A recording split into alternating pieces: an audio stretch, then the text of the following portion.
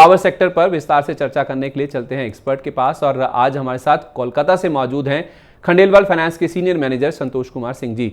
संतोष sir, आपका money 9 पर बहुत बहुत स्वागत है। बहुत धन्यवाद अपना समय देने के लिए। Thank you Sandeep ji for having me here once again. Thank you sir, आज हम पावर सेक्टर पे चर्चा कर रहे हैं और बिजली की रिकॉर्ड मांग के चलते पिछले एक साल में बीएसई पावर इंडेक्स ने 86% और कुछ पावर शेयरों ने तो 170% तक का शानदार रिटर्न दिया है। आपको क्या लगता है सर, जो पावर की मांग है आगे भी बरकरार रहेगी और जो ग्रोथ है इन शेयरों में वो जारी रहेगी? देखिए, मुझको लगता है कि ये दो चीज़ें हैं, जारी तो रहेगी। और इसमें दो जो मुख्य फैक्टर हैं, वो पहला फैक्टर अगर आप देखें तो क्लाइमेट चेंज है, और जिसके कारण कि गर्मी काफ़ी लगातार बढ़ते जा रही है, और वो एक फैक्टर है। और दूसरा, चूंकि इंडिया में अब कोविड जैसी सिचुएशन से हम उबर रहे हैं, बाहर आ रहे हैं, और एक मैन्युफैक्चरिंग एक्टिविटी काफ़ी ज़्यादा हो रही है। यहाँ पर पीएलआई स्कीम के थ्रू बहुत सारी फैक्ट्रीज लग रही हैं। मेक इन इंडिया के एंडेवर के कारण बहुत सारी चीज़ें हो रही हैं, जिसके कारण की पावर डिमांड बढ़ रही है। अगर आप देखें पावर सेक्टर में, तो जो पावर जनरेशन रहा है ओवर डिकेड्स, तकरीबन 5 से 6% का जनरेशन में ग्रोथ रहा है। लेकिन लास्ट फाइनेंशियल ईयर में ही अगर आप देखें तो तकरीबन 8% के करीब रहा है। और जून तक जो है पावर के जो जनरेशन है वो 17% के करीब हो चुका है। तो और प्लांट लोड फैक्टर, जिसको हम काफ़ी बारीकी से देखते हैं, वहाँ पर भी अगर आप देखेंगे तो तकरीबन 74% आ चुका है, जो कि 60 से 65% तक डिकेड्स में अगर आप एवरेज देखें तो रहा है। तो मुझे लग रहा है कि आने वाले दिनों में climate change is going to be here, रहेगा ही अभी, एटलीस्ट इन नियर टर्म। और मैन्युफैक्चरिंग एक्टिविटी इंडिया में बढ़ेगी। तो ये दो मुख्य चीज़ें हैं जिसके कारण के लगता है कि आने वाले दिनों में पावर की डिमांड और ज़्यादा रहने वाली है। ठीक है, पावर की डिमांड आगे भी जारी रह सकती है। कई सारे फैक्टर्स हैं जो कि हमें संतोष सर बता रहे हैं, जिस वजह से आगे भी जो पावर की रिकॉर्ड मांग हमने पिछले कुछ महीनों में देखी थी वो शायद आगे भी जारी रह सकती है। लेकिन सर, हाल की बड़ी तेजी के बाद क्या अब भी पावर शेयरों में निवेश का मौका बनता है? अगर हाँ, तो क्या थर्मल पावर से जुड़े शेयरों पर ज़्यादा फोकस करें या फिर नए ज़माने की जो रिन्यूएबल एनर्जी शेयरों पर? और अगर ना, तो फिर कारण क्या है और कितना रुकना चाहिए अभी इनमें निवेश करने के लिए?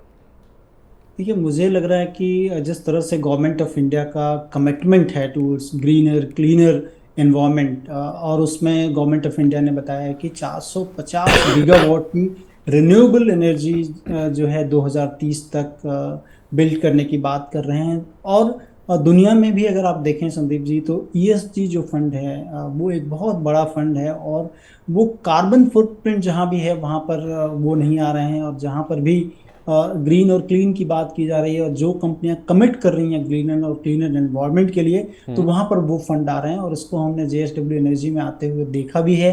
और मुझे लग रहा है कि जो कंपनियां कमिट करेंगी रिन्यूएबल एनर्जी की तरफ ज़्यादा, और गवर्नमेंट ऑफ इंडिया का भी फोकस है, हेंस फोर्थ जो इंक्रीमेंटल जो चीज़ें भी जुड़ेंगी पावर सेक्टर में, वो रिन्यूएबल की तरफ जुड़ेंगी, न कि थर्मल की तरफ जुड़ेंगी।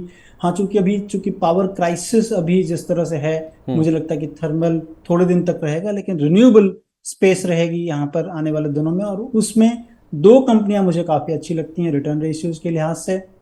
अगर आप देखें जेएसडब्ल्यू एनर्जी, जिसका कि तकरीबन 10 गीगावाट अभी जो है इनका जनरेशन है। अभी हाल फिलहाल उन्होंने एक मित्रा बोल की कंपनी थी, उसको एक्वायर किया है। 1775 मेगावाट प्लांट है। और इसमें अगर आप देखें मिक्सचर ऑफ थर्मल और रिन्यूएबल का, तो तकरीबन 60 to 65% अब जो है कंपनी बता रही है कि इनका रिन्यूएबल पे फोकस होगा। और वहीं पर टाटा पावर एक कंपनी है जहां पर कि निवेश किया जा सकता है, वहां पर 40 से 45% की बात कर रहे हैं कि वो रिन्यूएबल की तरफ उनका फोकस है। और आने वाले दिनों में, जैसा कि ईपीसी कॉन्ट्रैक्ट में भी टाटा पावर काम करती है, सोलर पैनल कॉन्ट्रैक्ट ईपीसी के बनाती है कंपनी, तो वहां पर भी जिस तरह से सारी चीजें पैक्ड हैं, मुझे लग रहा है कि ये दो कंपनियां आने वाले दिनों में काफी अच्छा कर सकती हैं। और रिटर्न रेशियोज वैल्यूएशंस के लिहाज से मुझे लगता है कि मौजूदा स्तर पर लें, या फिर यहाँ से कोई भी सब्सटैंशियल करेक्शन होता है तो इसमें जगह बनानी चाहिए। ठीक है, तो रिन्यूएबल पर आगे चलते हुए ज़्यादा फोकस रह सकता है सरकार की ओर से भी और कंपनियों की ओर से भी, और अब थर्मल की ओर फोकस कम रहेगा। और रिन्यूएबल स्पेस में दो कंपनियां जो कि हमें संतोष से बता रहे हैं, एक जेएसडब्ल्यू एनर्जी और दूसरा टाटा पावर। इन स्तरों पर या तो फिर कोई करेक्शन आता है, कोई गिरावट आती है, तो आप इन दोनों शेयरों में लंबी अवधि के नज़रिए से अपने पोर्टफोलियो में इन स्टॉक्स को शामिल कर सकते हैं। अच्छा सर, ये तो पावर सेक्टर की बात हुई। ओवरऑल अगर हम मार्केट्स की ओर मूव करें तो अमेरिका, यूके जैसी कई विकसित देशों में महंगाई चरम पर है। दरों में तेज बढ़ोतरी की आशंका से दुनिया में मंदी की चिंता गहरा रही है। ऐसे में इसका भारतीय शेयर बाजार पर कैसा असर हो सकता है, क्योंकि आरबीआई गवर्नर ने तो कह दिया है कि भारत में महंगाई पीक आउट हो चुकी है और अगले 2 साल में हो सकता है कि जो इनका मीडियन टारगेट है 4% का, शायद उसके नीचे भी आ जाए। तो ऐसे में भारतीय निवेशकों को कितनी चिंता करनी चाहिए और अपनी जो रणनीति है वो कैसे बनानी चाहिए बाजार में? देखिए, सबसे पहली चीज आपको देखना चाहिए कि ये जो इन्फ्लेशनरी इन्वायरमेंट है वो किस तरह से मूव हो रहा है और जियो पोलिटिकल इन्वायरमेंट किस तरह से चल रहे हैं, क्योंकि जो कंट्रीब्यूटिंग फैक्टर्स हैं टूवर्ड्स द इन्फ्लेशन या फिर हाई इंटरेस्ट रेट रिजीम की तरफ, तो उसमें जो कंट्रीब्यूटिंग फैक्टर है उसमें मोस्टली एनर्जी प्राइजेस हैं। एनर्जी प्राइजेस में काफ़ी बड़ा उछाल देखा था हमने, और क्रूड ऑयल लेकिन पीक से काफ़ी ज़्यादा गिरा है। मोर देन 20-25% के करीब हमने करेक्शन देखा है। लेकिन गैस के प्राइस, नेचुरल गैस के प्राइस अभी भी सरदर्द का कारण बने हुए हैं, तो वहां पर आपको नजर रखनी चाहिए। दूसरी चीज जो हो सकती है कि अब बेस मेटल्स जो अगर देख लें तो वहां पर भी हमने एक कूल ऑफ देखा है। तो केवल और केवल एनर्जी प्राइसेस में, वो भी गैस, ये थोड़ा सा डिस्टर्बिंग है।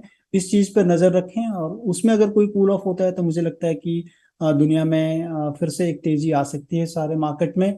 और जहां तक इंडिया की बात है और आरबीआई गवर्नर की बात है, तो देखें कि यहाँ पर जिस तरह से सारी चीजें हो रही हैं, रेनफॉल की अगर हम बात कर लें तो रेनफॉल अगर देखें इंडिया में, तो ओवरऑल पूरे इंडिया में 9% के करीब ओवरऑल अभी तक अबव एवरेज रेनफॉल है। लेकिन जो चिंता है वो पैडी रीजन में है, क्योंकि चावल जो है वो एक स्टेपल फूड की तरह है, सारे लोग खाते हैं। और उस रीजन में जैसा कि आप देख लें, वेस्ट बंगाल से लेकर पश्चिमी उत्तर प्रदेश तक, वहां तक ये जो बेल्ट है पैडी ग्रोइंग रीजन है। और यहाँ पर तकरीबन मैं एक स्टडी पढ़ रहा था जिसमें कि 35 से 45% तक डेफिसिट है रेनफॉल में, जो कि फिर से किक इन कर सकता है कि हमारा इन्फ्लेशन, या फिर अगर आज के ही दाम देख लें अगर मार्केट में, तो तकरीबन 15 से 20% का इजाफा हमको चावल के दामों में बढ़ते हुए देखा है। तो ये एक फैक्टर है जहां पर कि आपको नजर रखनी चाहिए, और ये जहां भी कूल ऑफ होते हैं तो मुझे लगता है कि एक अच्छा मौका होगा और यहाँ से मार्केट काफी बढ़ सकते हैं। ठीक है, तो कई सारे फैक्टर्स हैं जो निवेशक मार्केट में उतरना चाहते हैं या कोई भी निवेश करता है मार्केट में, तो उसको महंगाई पे नज़र रखनी चाहिए, मानसून पे नज़र रखनी चाहिए, इसके अलावा बुआई के आंकड़े, कच्चा तेल हमारे लिए बहुत इंपॉर्टेंट है। ये कुछ ऐसे फैक्टर्स हैं जो संतोष सर हमें बता रहे हैं कि किसी भी निवेशक को ध्यान में रखने चाहिए। सर, ये कई सारे ऐसे फैक्टर्स हैं जिस वजह से हम देख रहे हैं कि पिछले 1 महीने में निफ्टी मोर और लेस एक रेंज बाउंड ही रहा है। 17,150 ऑन द डाउन साइड, मैं पिछले 1 महीने के आंकड़े देख रहा था, और ऑन द हायर साइड 18,000, ये एक रेंज बन गई है निफ्टी की, जिसके बीच में हमने कारोबार होता हुआ देखा है। अब अगर हम अगले 3 से 4 महीनों की बात करें तो बाजार किस करवट जा सकता है और निफ्टी के लिए कौन से स्तर हैं जो अहम सपोर्ट और रेजिस्टेंस का काम करेंगे? देखिए, मुझे जो लगता है कि मार्केट जिस तरह से स्केप्टिक था कि शायद जून क्वार्टर के रिजल्ट काफ़ी ख़राब आ सकते हैं, क्योंकि इन्फ्लेशन बढ़ी हुई है, सारे इनपुट कॉस्ट या इनपुट मटेरियल्स सारे कॉस्ट बढ़े हुए थे, और मार्केट को इस बात की चिंता थी कि शायद अर्निंग्स इस बार बहुत ज़्यादा डाउनग्रेड होगी। लेकिन ऐसा होते हुए दिखा नहीं है, क्योंकि रेवेन्यू में अच्छा ग्रोथ दिखा है। केवल और केवल ऑपरेटिंग मार्जिन कह लें या एबिटा मार्जिन में हमने हिट देखा है, क्योंकि जैसा कि रॉ मटेरियल कॉस्ट के दाम बढ़े हैं, एनर्जी प्राइसेस बढ़ गए हैं। लेकिन जिस तरह से लॉन्गर टर्म की चीज़ें मुझे दिख रही हैं कि हो सकता है कि ये सारी चीज़ें कूल ऑफ हों। क्रूड ऑयल कूल ऑफ हो चुका है, गैस के प्राइसेस केवल रह गए हैं। सीजनलिटी जैसे कि हमके फूड इन्फ्लेशन थोड़ा सा स्टेबल है, लेकिन मुझे लगता है कि ये सारी चीज़ें 1 और 2 क्वार्टर फिनोमेना हो सकती हैं, और मार्केट भी इस चीज़ को रियलाइज किया। और आप देखें निचले स्तरों से, जो कि अभी इस मंदी में हम 15,200 तक बिके थे, वहां से काफी अच्छा उछाल हमने देखा है। और ये सारी चीजों को देखते हुए और टेक्निकल्स को देखते हुए ऐसा लग रहा है कि 17,200 या 17,000 तक एक बेस हो सकता है, जहां पर कि एक अच्छा लिवाली का मौका होगा।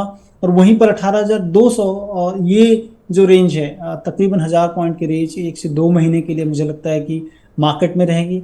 18,200 के ऊपर अगर मार्केट चलता है तो हो सकता है कि नई हाई को चैलेंज कर दे मार्केट, लेकिन फॉर द टाइम बीइंग हम इस रेंज में हैं। ठीक है, 17,000 17,200 ये on the down side support का काम करेगा, और ऊपर में 18,200 ये निफ्टी के लिए एक रेजिस्टेंस का लेवल है। अगर 18,200 का लेवल पार होता है तो फिर हो सकता है नए रिकॉर्ड हाइस भी मार्केट में लगते हुए दिखें, ऐसा हमें संतोष सर बता रहे हैं। अच्छा सर, वापस अगर हम महंगाई की ओर लौटें तो अगर भारत में महंगाई पीक आउट हो चुकी है जैसा आरबीआई गवर्नर कह भी रहे थे, तो क्या आपको लगता है कि आरबीआई रेपो रेट में और कितनी बढ़ोतरी कर सकता है, यानी कि जो टर्मिनल रेट, यानी कि कहाँ तक जाके जो रेपो रेट की एंडिंग रेट है वो आप देख रहे हैं, और उस लिहाज से फिर बैंकिंग फाइनेंशियल शेयरों को लेकर आपकी क्या राय है? देखिए, कुछ डेटास को ध्यान रखें, जैसे कि आरबीआई हमेशा इन्फ्लेशन मैनेजमेंट करता है, और इन्फ्लेशन मैनेजमेंट में अगर आप देखेंगे तो जो इन्फ्लेशन सीपीआई इन्फ्लेशन 7.8% हाई हुए थे, और उसके बाद लगातार 2 महीनों में हमने देखा है कि 7 और 6.7 हो चुके हैं, और जिसके कारण कि आरबीआई को लग रहा है कि ये चीज़ें जो हैं शायद पीक आउट हो गई हैं। लेकिन आपको ध्यान रखना चाहिए, चूंकि जैसा कि मैंने बताया कि अभी पैडी जो है वहाँ पे डेफिसिट है, पैडी रीजन में हो सकता है कि इन्फ्लेशन पे थोड़ा सा अभी हो, तो कुछ दिनों तक शायद ये चले। लेकिन इन्फ्लेशन को मैनेजमेंट के लिए हमेशा वो देखते हैं कि मेरा रेपो रेट कितना है, और रेपो रेट अभी आप देखेंगे तो 5.4 के करीब है, इन्फ्लेशन 6.7 है। अगर इन दोनों के बीच का गैप देखें और कुछ एवरेज आउट करें तो मुझे लगता है कि एटलीस्ट 25 से 40 बेसिस पॉइंट हो सकता है कि अगर स्टेबनली इन्फ्लेशन इस जगह पे रहता है तो 25 से 40 बेसिस पॉइंट और रेपो रेट में इजाफा हम आते हुए देख सकते हैं।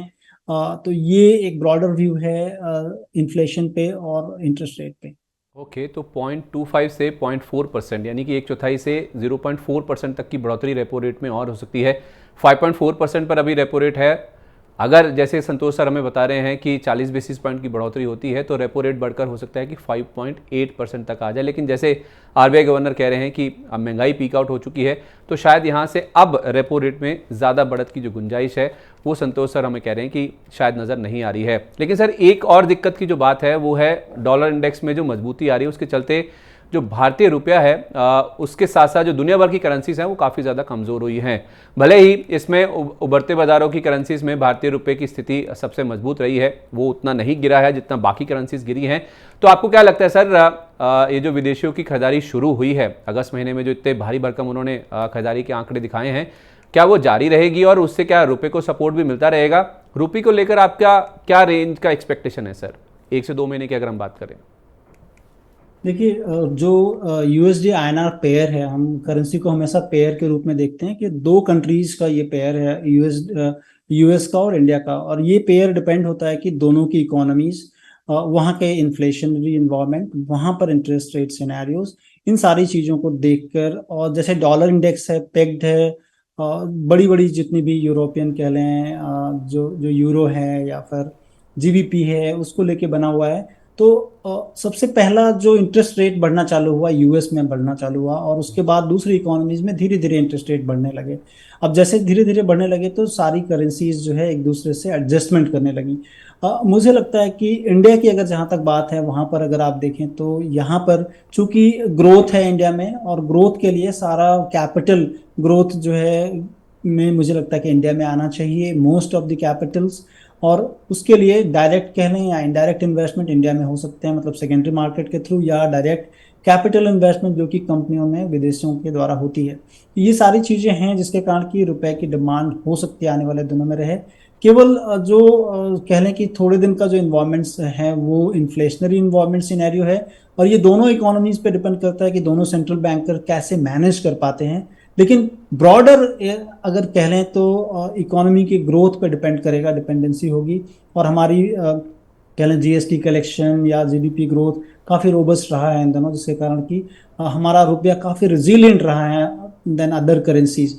मुझे लगता है कि ब्रॉडली रेंज यहाँ से होना चाहिए एटलीस्ट 1 to 2 मंथ, वो 80 रुपये ऊपर में और 78 रुपीज़ के करीब नीचे में, ये 2 रुपये के रेंज में for the time being trade करना चाहिए। ठीक है, 80 रुपये ऊपर में और नीचे में 78 रुपये, ये डॉलर के मुकाबले $1 का जो भाव है वो शायद अगले 1 से 2 महीने में देखने को मिल सकता है। यानी कि यहाँ से 80 रुपये तो ऊपर की रेंज हो गई और नीचे में 78 तक की जो मजबूती है वो डॉलर के सामने रुपये में देखने को मिल सकती है, जो शायद एक भारतीय बाजारों के लिए अच्छा फैक्टर साबित हो सकता है।